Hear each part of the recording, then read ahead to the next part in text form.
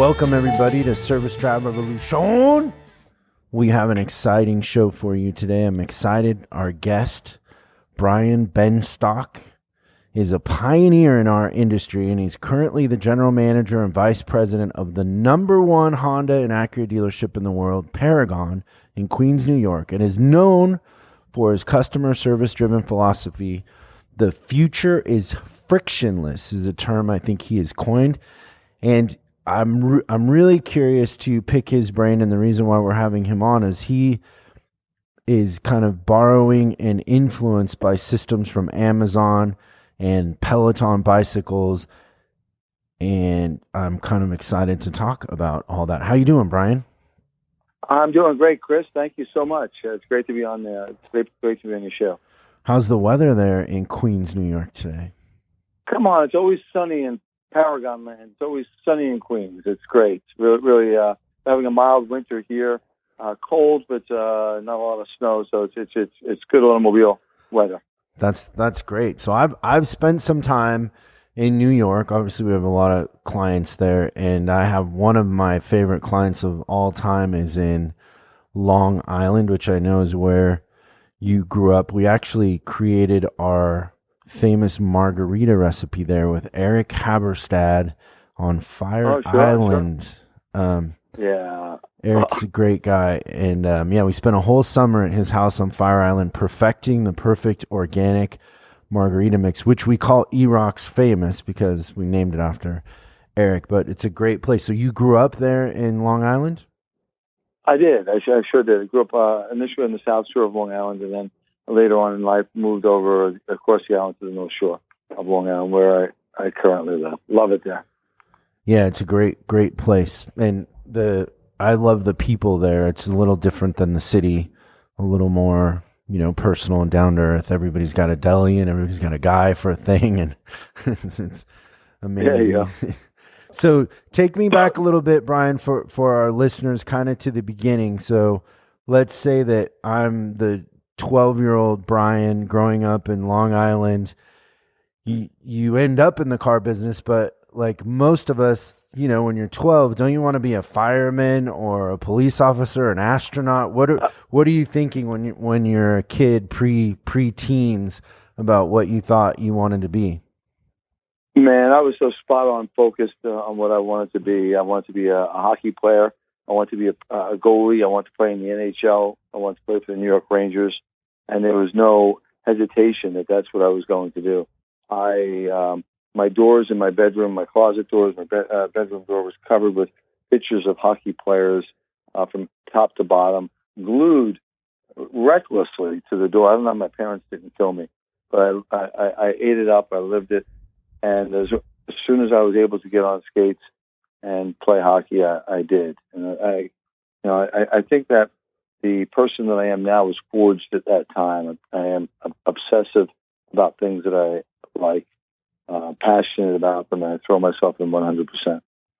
So what specifically did you learn from hockey that kind of built your character and who you are?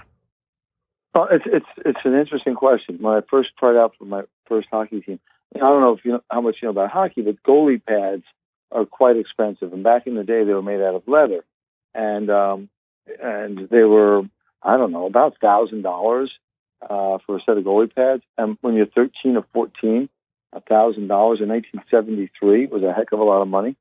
And my father said, I'm going to wait to see if you make the team before we buy you goalie pads. And what a paradox, how can I make the team if I don't have goalie pads?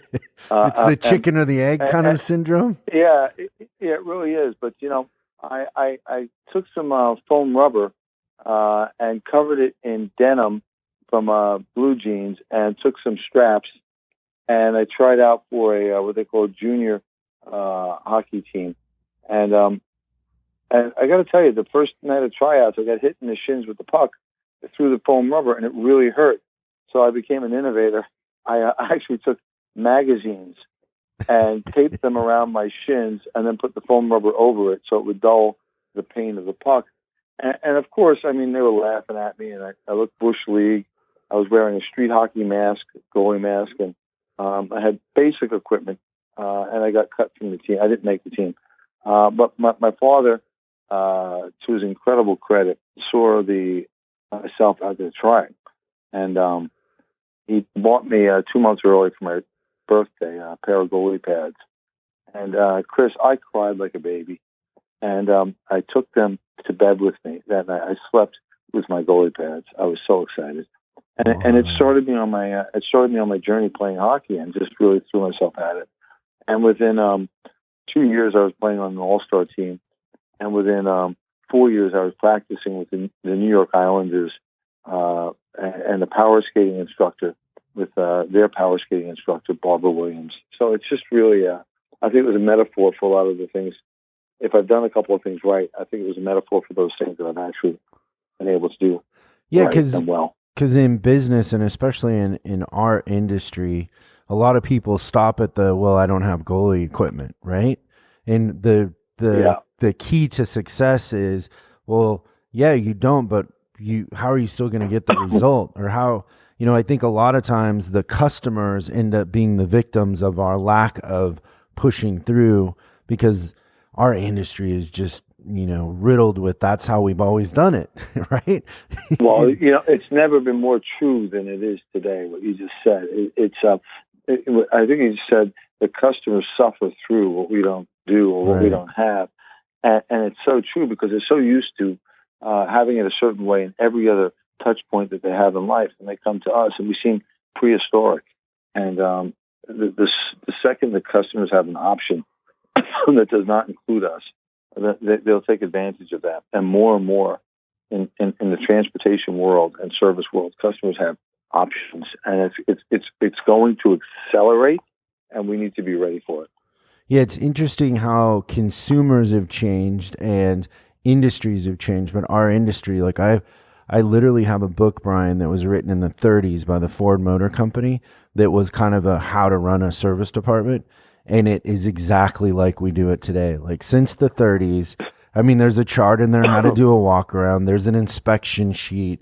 It tells you how to dispatch. Like it's the same as what most service departments are running today, but the customers have changed, the cars have changed, the industry has changed, everything around us has changed, but we're still following this model that's just been handed down, year after year. I remember years ago, I was a speaker at NADA, and they do this thing where they have you get on this teleconference and they have you give your talk to them, and it's a whole board of a bunch of people from the different parts of NADA.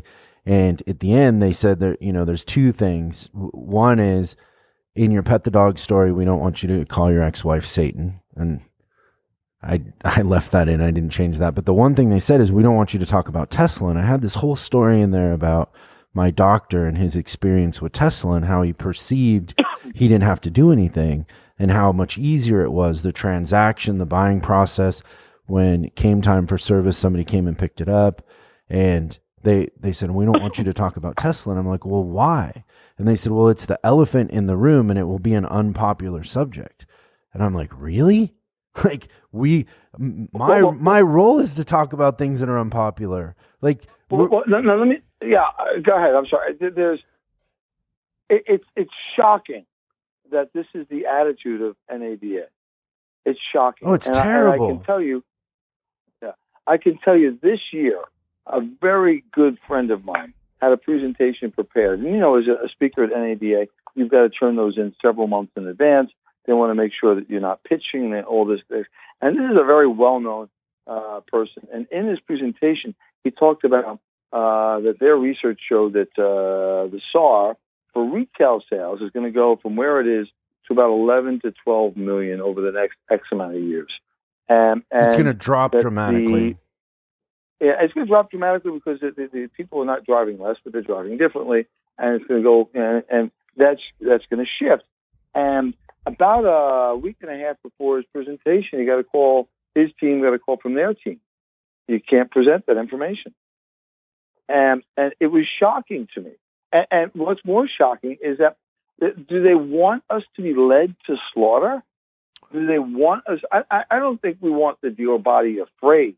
But NADA is there on our side. Now, I'm not asking for them to lobby against disruption. I'm not there asking them to prevent or restrict an Uber or a Lyft or a Carvana or a Tesla. I think the innovation that they're bringing is good for the industry. But tell us about it. Yeah, you got to tell the truth. Yeah, it's like how well would we do if we ran our companies with a bunch of yes men around us? Like their role in the industry is to provide independent information and the truth. We don't need it curated by what they think people want to hear. It's crazy. Yeah, the thing with NADA is nuts to me. So the other thing is, after I spoke, I did 2 presentations. I did one on gamification and one on, how to fix your service department.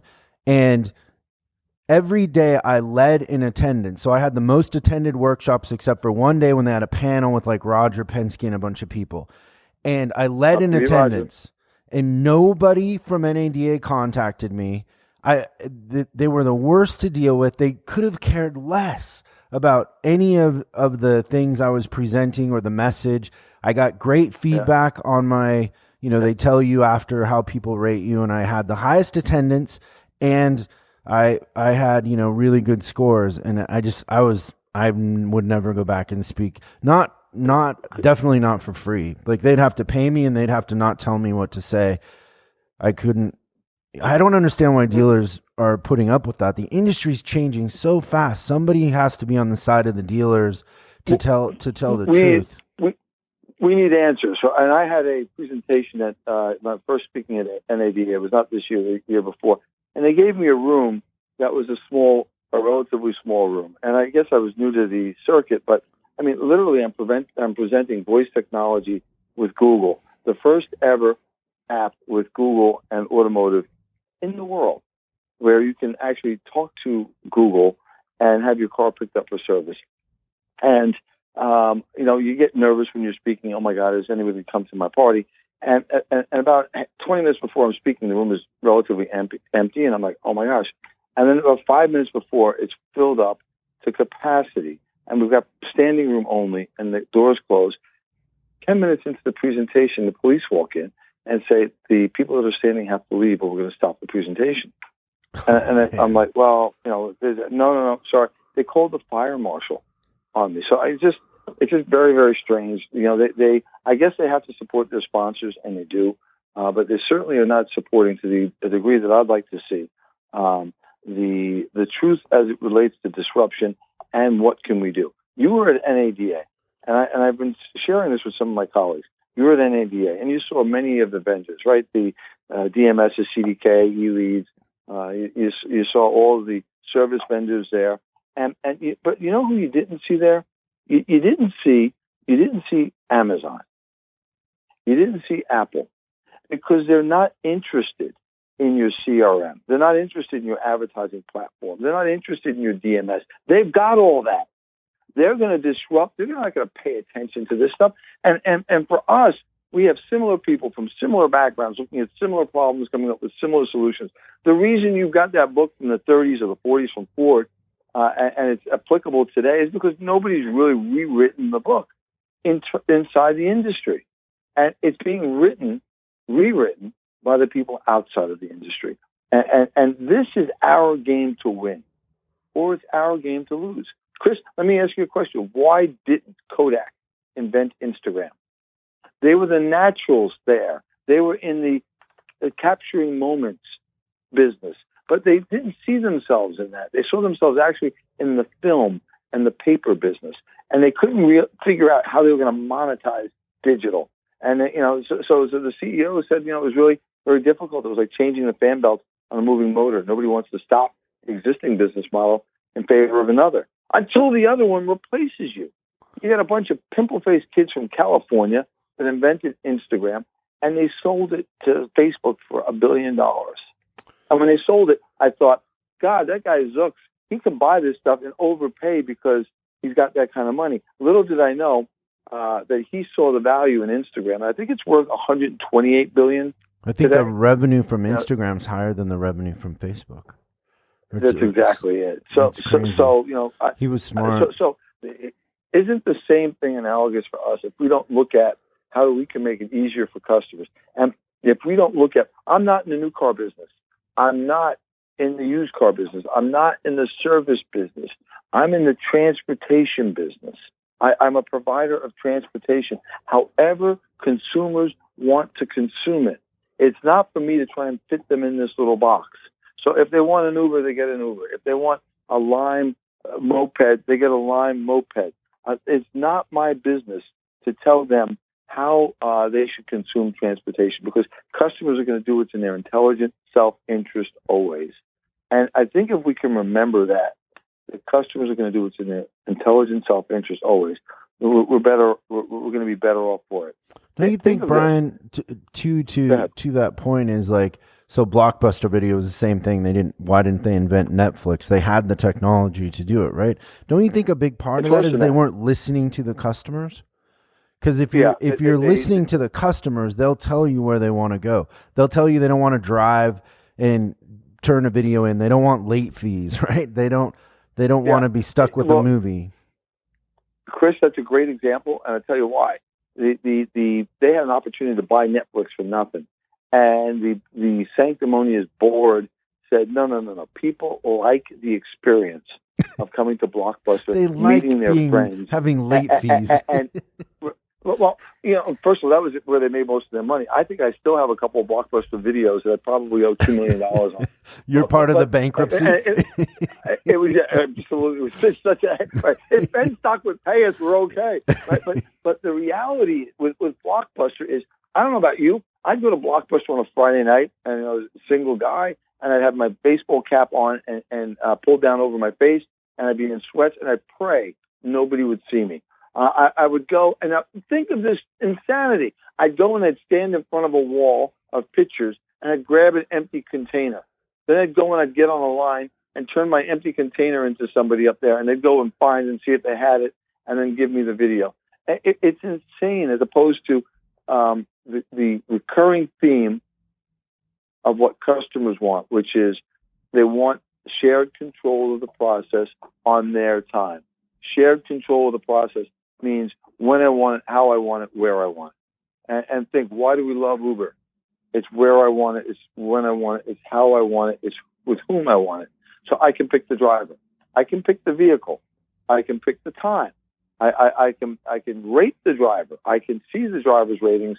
So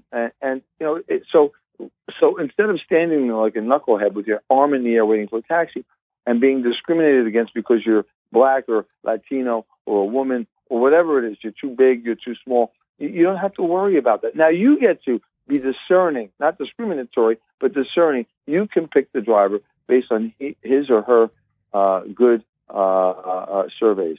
Now, take a look at Peloton. I'm not sure if you're familiar with Peloton bikes. Very familiar. But it's really me too, right? It's a spin class when you want it, with the instructor you want, with the length of the class you want, with the intensity you want, with the music you want, whenever you want. And I, in New York City, the good instructors on a Soul Cycle spin class, those good classes are 6:30 on a Thursday night at 63rd Street. The second the class is announced, and they announce this one or two specific instructors, the 57 seats are sold out in seconds. So then you end up with the wrong instructor at the wrong time. I never miss a class on Peloton. My girl is Jennifer Jacobs. She's beautiful. She's an instructor, and I can have her whenever I want. I can have her fast or slow, rough or easy, intervals or not intervals, classic. Can I have Jennifer too? You can have Jennifer too. That's the joy of Peloton. In fact, we can have her at the same time, and we can be across the country. So it's really caused me to say, hey, so what if we gave customers service when they want, how they want, where they want? First of all, where do they want it? They probably want it on whatever device they use. So let's not say you've got to pick a television. You've got to pick a cell phone. You've got to pick a laptop. You've got to pick wherever you want to consume what Paragon is offering. We're going to let you consume it. We're going to let you consume it en masse.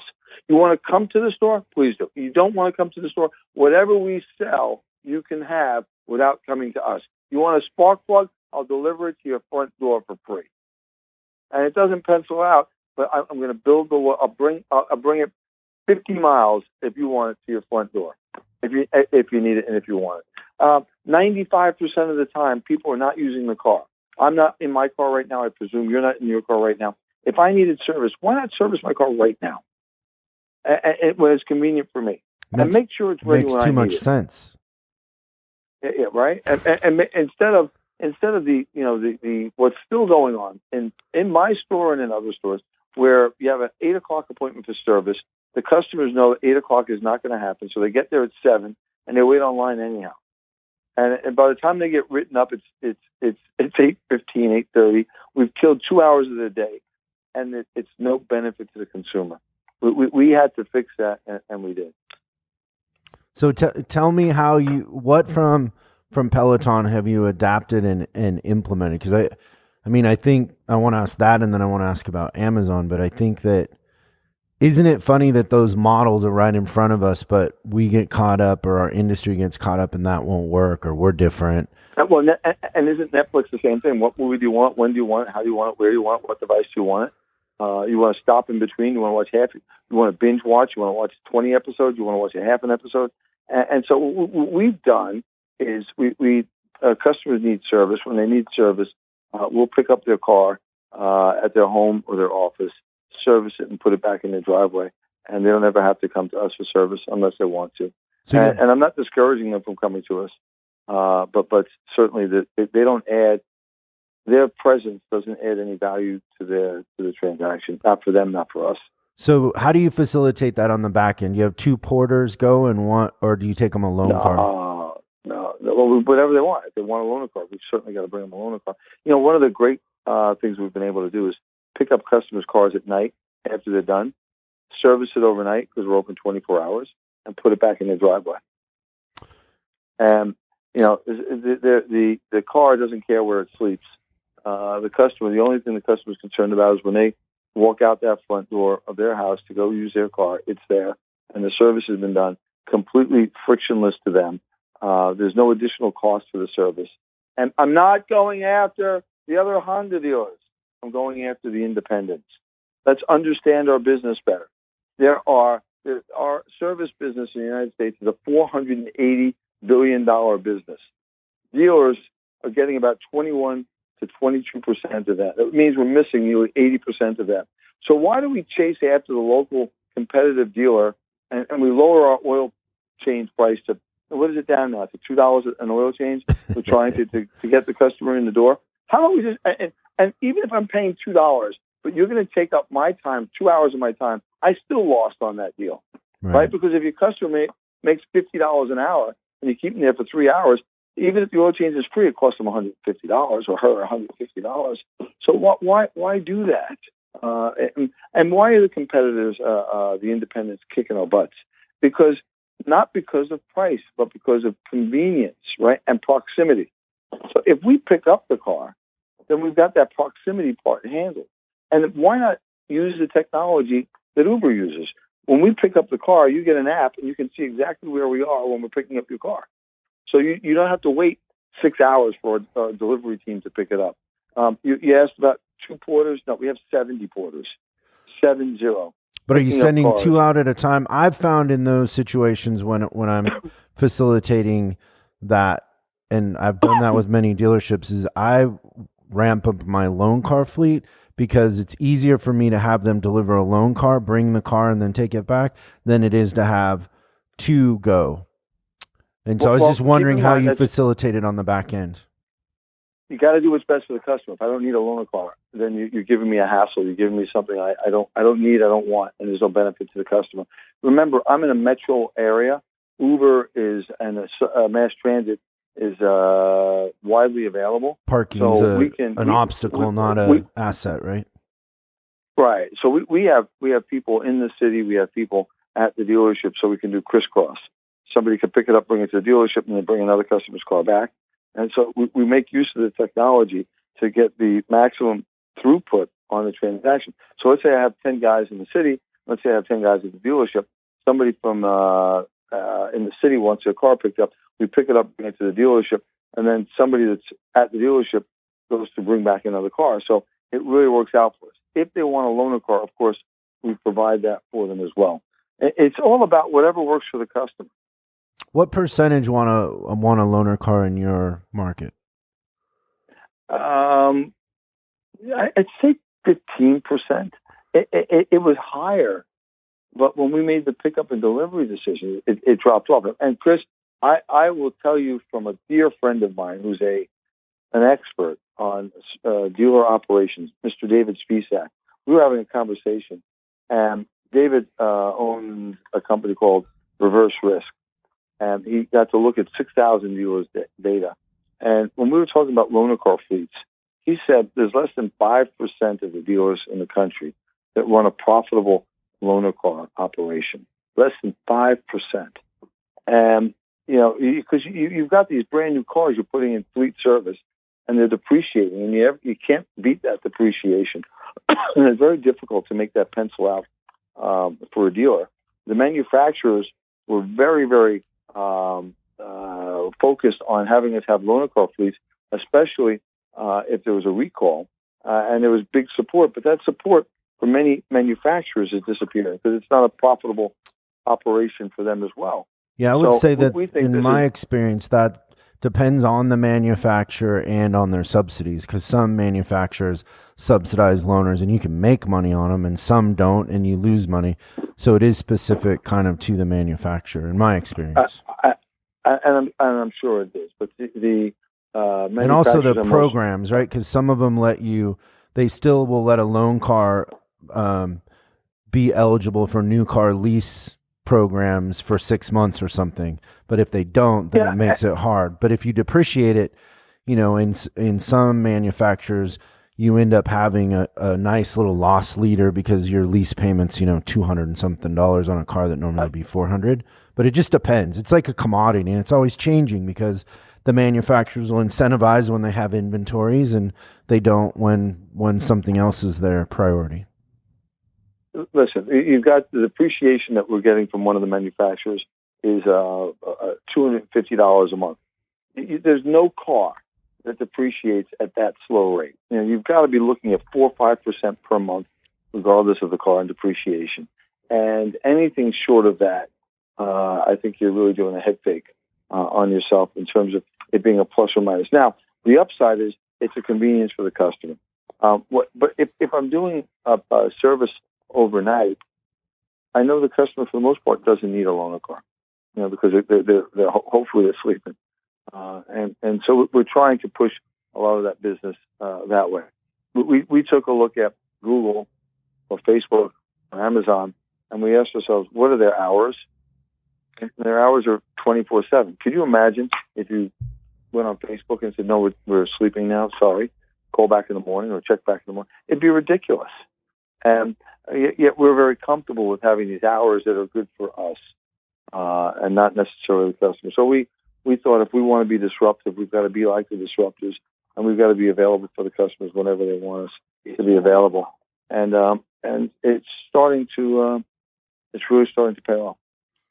So how do you measure success when you're, that far ahead of the pack? Because if we take Amazon, for example, Amazon kind of their model was not to make a profit and reinvest. And so you have, outcomes of that is like Amazon Prime Video will spend $5 billion, $6 billion on content for something that's an added value. It's a bonus, right? It's like, imagine if our coffee in our waiting room was, the bonus was you got to take home a coffee machine and a lifetime supply of coffee when you were getting your $29.95 oil change.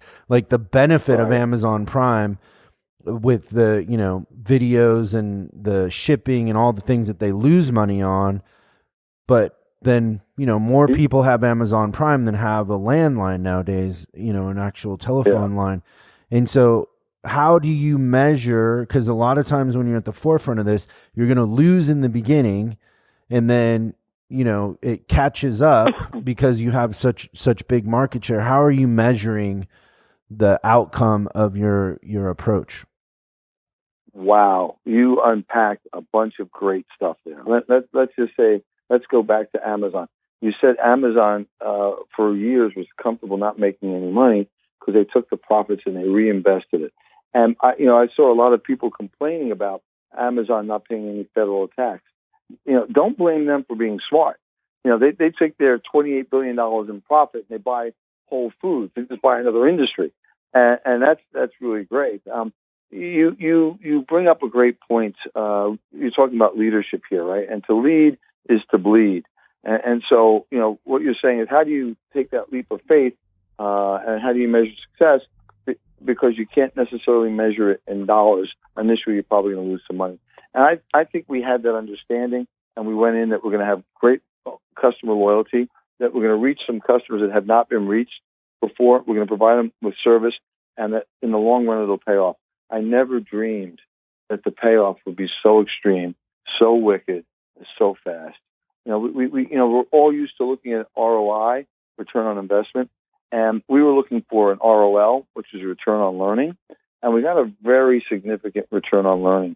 I would say that how are we measuring success? In August of 2017, we picked up 600 cars for service and brought them back to the customer. In August of 2018, 1 year later, we picked up 1,900 cars. So that's a 300% increase. Wow. And on the surface, that would seem to be good news. But there's more. The actual average RO, Chris, the average RO went from 270 to 570. It more than doubled.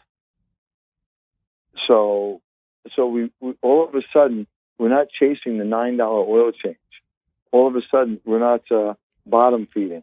We're actually controlling the narrative. That's very well said. Yeah, we're controlling the narrative, and we're actually doing what we're supposed to do. We're servicing our customers, and not the cars. We're servicing our customers, and and when you have the car up on the lift, just think of it. You're in the service department. You're waiting an hour and a half in the service department, and the service advisor comes out and says, "Chris, everything's great except you need front brake pads." You have two questions. What are the questions? I have how much? There you go. When can I get it done? How much and how long? Yeah. 90% of us know this, and you're not going to like either answer, right? It's $179 and it's going to take an hour. Oh, no good. I'll get it done later. Thanks. And they check out, and they decide they're not going to get it done later. And all of a sudden, there's a screech, there's a noise, and the independent gets it, and we lose that job. So they're doing rotors at that point because it's too late. Yeah, it's exactly right. So, but if we pick up the car, and we've got the car there, and it's up in the air, and you're at home, and we say, "Hey, Chris, great news, we did the service. Hey, take a look. I sent you your iPhone. I sent a picture of your brake pads, and I want you to see those are your brake pads. And next to that is a picture of what new ones look like." Now, I remember you've got a little boy and a little girl, about 7 years old, right? Yeah, I don't want my kids driving in this car with those brake pads. We can get that done while it's here. It's going to cost you $179, and we'll have the car back to you just as scheduled. Just click on OK to get that job done. And you may say, "Well, $179, my local guy could do it for $150. I understand that, Chris. It's up in the air. I need an answer. Yeah, go ahead. We got that in the ROL, the return on learning, because I didn't know that that's what was going to happen. And now, in hindsight, of course, it makes perfect sense, because time is more valuable than money. And if we're making better use of their time, the customer's time, they don't mind spending the money. They're going to spend it anyhow. So if Cheap Charlie's brakes are $130 and I'm $170, what's the difference? If they've got to go to Cheap Charlie's, it's going to take them an hour and a half at Cheap Charlie's instead of getting the genuine Honda brakes. I mean, I would take it a step further there, Brian, on what you're saying is also like part of the thing that you're doing is trust, right? Because I think the mistake that we make in our industry, and my competition went around for years telling everybody that service advisors are salespeople. And that was a narrative that dealers wanted to hear. But the truth of the matter is, like, I ran the number one BMW dealership in the world, and selling a car is a lot different than selling service. And listen to me why. It's a big difference. You can abuse them a little bit on the front end. You don't want to abuse them, and I'm not saying you can, but you can ask 5 times. Like, you can ask a person to buy a car 5 times on the front end. If a service advisor asked a customer to buy brakes 5 times, they're never coming back, and they're going to kill you on the CEI or the CSI. They're never coming back. It's a trust sale. What advisors are doing is a trust sale. It's how much they trust us. Well, we lose all our trust when they pull into the service drive and then they're looking around, where do I go? And all the advisors are on the phone and busy, and a greeter comes up and says, how can I help you? And then the customer goes inside and they're in line. They don't know what to do. They're uncomfortable. Then they wait for an hour, and then we come into the waiting room, we tell them they need brakes, and we've done nothing but given them decision fatigue. They don't trust us. And so the system that you're running also builds trust, because you've put your best foot forward. You've put them first. They don't have to make a bunch of decisions. There's no reason for them not to trust us in that scenario, because you're caring about them first, not our antiquated systems and how busy we are and how we're trying to cut back personnel so we have one less advisor than we need. And we're okay with advisors writing 25 every day, but we expect them to maintain a relationship with customers and take care of customers and follow up when it's humanly impossible. But we're going to 20 groups and we're trying to cut back on personnel constantly, instead of how can we take care of the customer and the customer will feed us, right? Does that make sense? Right on, brother. Right on. Did you have to mute your phone because I was yelling? I'm sorry. No. I get excited, no, Brian. I muted my phone, and I was talking to a colleague of mine. I said, Chris is right on. Right on. And I think, Chris, offline, we got to get together and let's put our little thinking together, and let's rule the world. It's very nice being number one service BMW dealer in the country. I think that's awesome. Let's be the number one service providers in the world.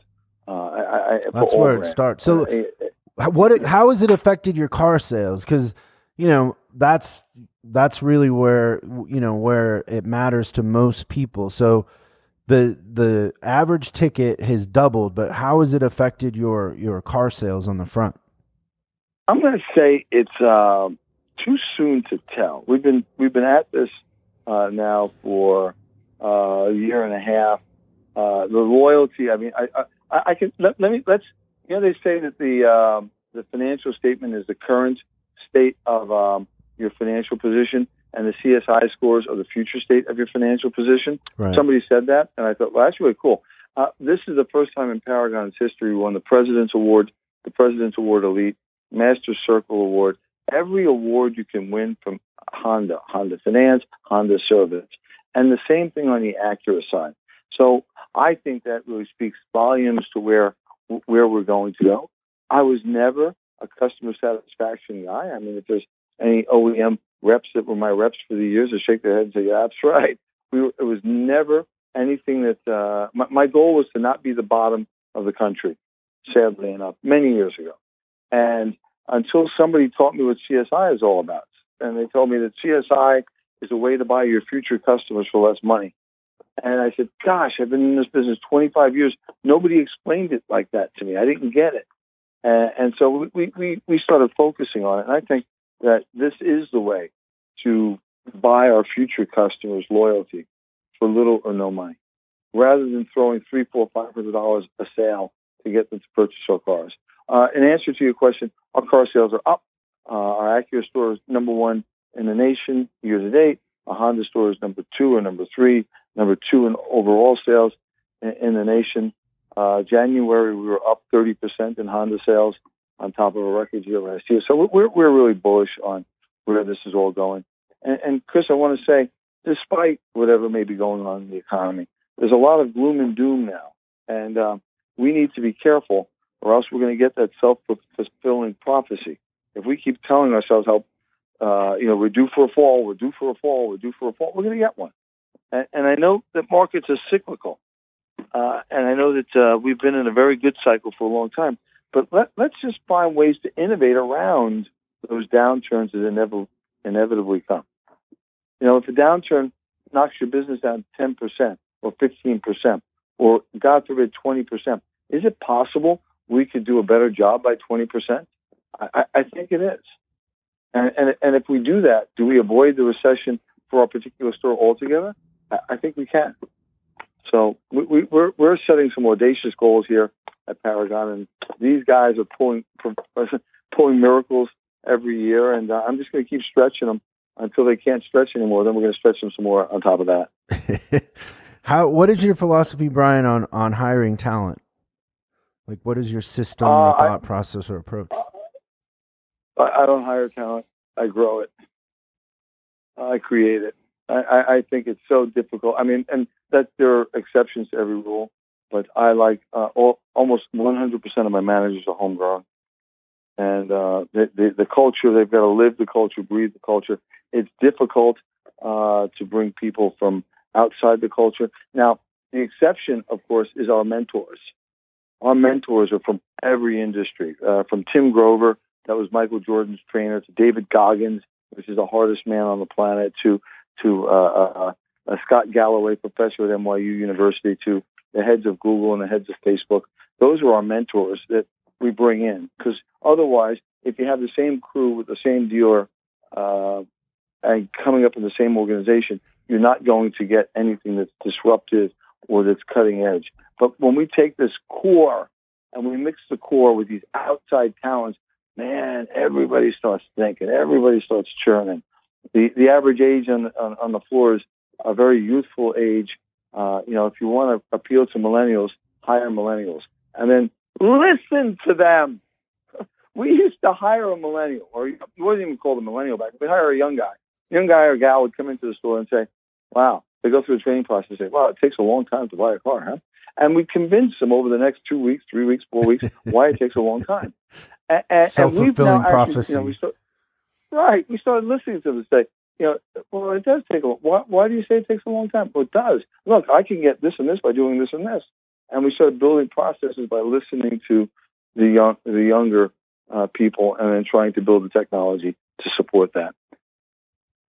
That's great. So I'm excited about talking to you. I mean, I'm loving this. No, I think we kind of think the same. I mean, the customer and what we do for them drives everything. That's where the innovation needs to be in the experience for them. There's two interesting quotes that I've had come across in the past couple of years. One is people are asking Bill Gates about the rate of change. And I'm not going to get the quote 100% right, but it was something like, over the next 2 years, things won't change that much. It'll be more or less what you expect. But over the next 10 years, the place won't be recognizable. And I think that's very true. And the other quote is Scott Galloway, Professor Scott Galloway. And he says, "It's surprising how long things take, then shocking how fast they can happen." And, I think that's the one we've got to watch out for. It's surprising how long things take. Right? We've known delivery processes, sales processes, service processes stink, suck. They suck forever. And then shocking how fast the disruption comes in and it changes. My friend and I were at a Honda meeting in Chicago not too long ago. And we got out of the meeting, and all the dealers got on the line to get their taxis to their respective hotels. And my friend said, no, we got this car. We got in the Suburban or whatever it was. And when we got out of the car, and my friend just walked away. I'm like, "I'm very sorry, sir." And I reached in my pocket, and I handed $20 or whatever to the driver. And my friend said, no, it's Uber. I go, "You're stiff. You still got to give the guy some money." He goes, "No, it's Uber."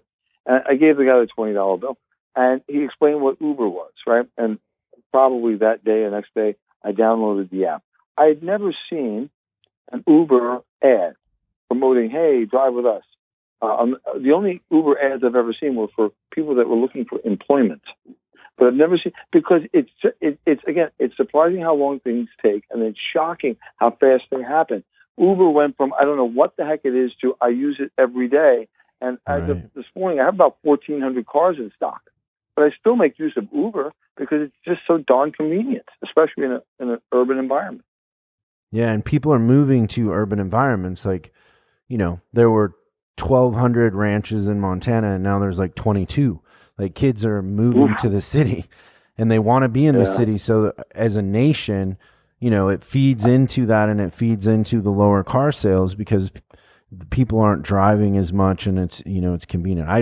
Right now, as I sit here, Brian, I don't have a car. I use Uber. I live downtown LA, and I turned in my lease late last year, and I haven't decided what I want, and I haven't missed having a car because I would drive it, 2 or 3 times in a month because I'm downtown, and downtown is growing like crazy. People are moving to the city, so I mean, all those things add up to the result, and what our future is in our industry. So kind of wrapping this up, what are your thoughts on the future? Because I love those 2 quotes, but what advice would you give as how we change our approach and what we look out for? There are clues everywhere. I think you hit it before. Think like a customer. Listen to your customers. Look at the experiences you have in your own life and see how you can use that to change what businesses are doing. Understand the reality. You don't have to like it, but understand the reality that Carvana is selling several hundred cars a day, and they don't have a dealership. That Fair, out of nowhere, is selling 200-300 cars a day with an app. People don't want to drink your bad coffee. They don't want to go to your dealership. They don't want to watch what you have on television. Make it easy for them to get what they want to get, where they want to get it, when they want to get it. Make it easier for people to do business with you. Kodak, there are more pictures taken today on the 28th, than were taken in the entire history of photography, film photography, simply because we made it easy for people to take pictures with our smartphone, with our iPhone. There will be more pictures taken today than in the entire 120 years of photography. And I think that's a real good metaphor for us to understand. If we make it easy, maybe the SAR should be 40 million. If we make it easy, and people can trade in and out of cars as they want to. And there's always a secondary and a tertiary market. Maybe we don't put people into 92-month contracts. Would you have a 60-month contract on a phone, no matter how cool it was? No. No way in hell. So why do we do that with a car, which has got your livelihood, your life in it?